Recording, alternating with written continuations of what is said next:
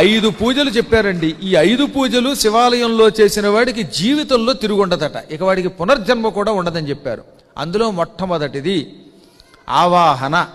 శివుడి దగ్గరికి వెళ్ళగానే ఇలా 2 చేతులు పెట్టి ఆవాహయామి అనండి. ఇది మొదటి పూజ. రెండవది ఏమిటి? ధ్యానం.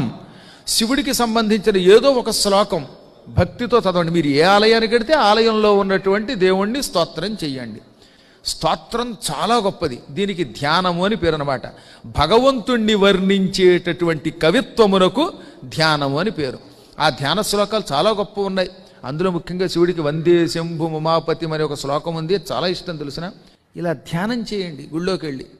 వెంటనే దానివల్ల ఈ జన్మలో కావలసిన భుక్తి లభిస్తుంది. ఇంకా మూడవది ధూపం. ఈశ్వరుడికి అత్యంత ప్రీతిపాత్రమైన ఉపచారములలో మూడవది ధూపం. ధూపం బాగా